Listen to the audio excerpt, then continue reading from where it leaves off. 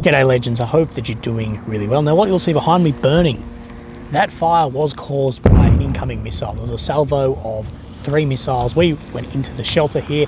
2 were intercepted by the Iron Dome, and then 1 has impacted in the field behind me. Now, right now it is fairly quiet. There's still a lot of artillery going off into Gaza, and we've had maybe 15 or 20 missiles come out. Of course, 1 landing here in multiple different directions. But over the past couple of days, since I've given you guys an update, there's been a lot happen. Now, firstly, the bombing on Gaza has been more than we've seen through the entire war, and I'll show you some images of just how heavy that was. Entire city blocks just absolutely leveled to nothing but rubble. Hundreds or thousands have also been killed in that.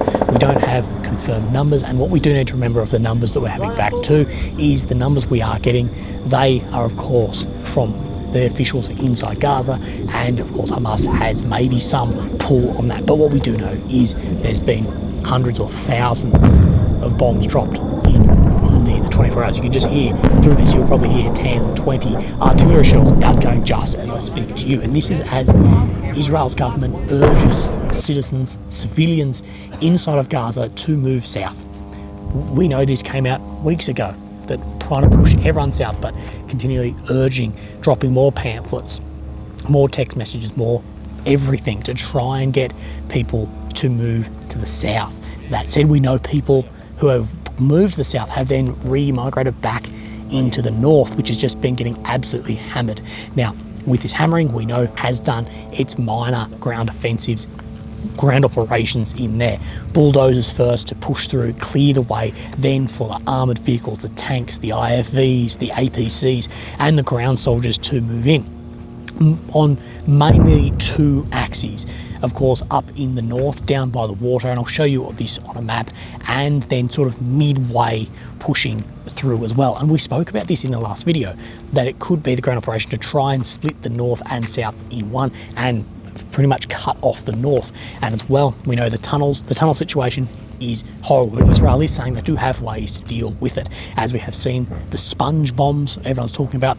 Basically a bag you drop in and it fills up an area, makes it very hard to get through, closing off the systems, and the tunnel systems maybe then waiting them out from there, but trying to get people to move to the south as it just gets hounded here. But the images that we're seeing coming out of Gaza are horrific. The amount of children, the amount of civilians being killed. As we know, the tunnels, the centres for Hamas are in built up civilian areas, and this begs the question, which I'm going to do another video, is what then is the cost? At what point does the benefit outweigh the cost for civilians hurt in there? Now, one of the big news we have today is of high-ranking US officials are also in Qatar on more negotiations for the confirmed over 200 hostages who are being held inside Gaza today. But a private soldier was rescued by Israeli Defence Force members as well. This comes in the statement tonight by the Prime Minister saying, "Last night our forces liberated Private Ori Megiddish from Hamas captivity.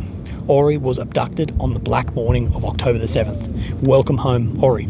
I commend the ISA and the IDF for this important moving achievement, which expresses our commitment to bring about the release of all the hostages. The entire people of Israel salute the ISA and IDF. To the terrorists of Hamas and ISIS, I say, you are monsters. We will continue to pursue you. We will continue to hunt you, and we will strike you until you fall at our feet." So of course, we know heavy words have been used through this whole thing, but wanting to seek down and completely dismantle anything that was Hamas as well. And they're talking about any infrastructure too, that the IDF want to completely get rid of everything that was Hamas. But those teams going and rescuing that young female soldier.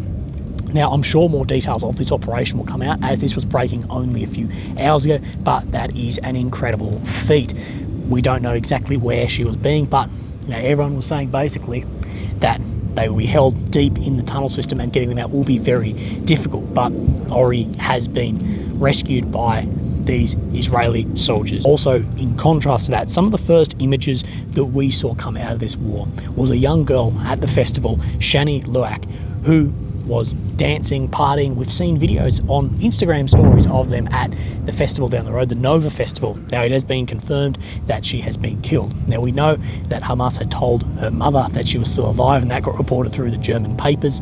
We saw in the back of the ute the way her body was twisted, mangled, and the disrespect for spitting and everything that was happening there as well. And we feared that she was killed. Well, it has been confirmed today. For Israel's president, Isaac Herzog, has said, "Only now we got the note that Shani Luak has been confirmed as murdered and dead." They, referring to the Israeli Defence Force members, they found her skull, which means these barbaric, sadistic animals simply chopped off her head. So this war is hell. Where it goes from here, we don't know. We've seen these minor ground, operations happen, but we're sort of waiting on that full scale. But of course, negotiations going on in Qatar. We don't know where this will lead for the release of these hostages, the continued bombing, and further ground invasions from there. But what we do know is that Israel is not going to stop, that they will continue these operations, and they have said that they will continue until Hamas is no more. What that means for the civilians, the residents of Gaza, well, it's going to be more of this. And this is one thing, but as soon as ground soldiers move in, the collateral will become even more. We're in the thousands dead, thousands of children dead there as well, and over 1,400 killed in Israel as well. War like this is absolutely hell, and people are still coming to terms with what actually happened on the 7th, as people come to terms with what is happening currently behind me inside Gaza. The lights you see on my left, that is Ashkelon, a city close to the front. Gaza over here. Legends. I thought I'd just give you a quick update on exactly what is happening over the past couple of days. I'll try and do more of these, but I've been focusing a lot on the lives and putting some other content together. But wherever you are, look after yourselves. Thank you very much. Cheers.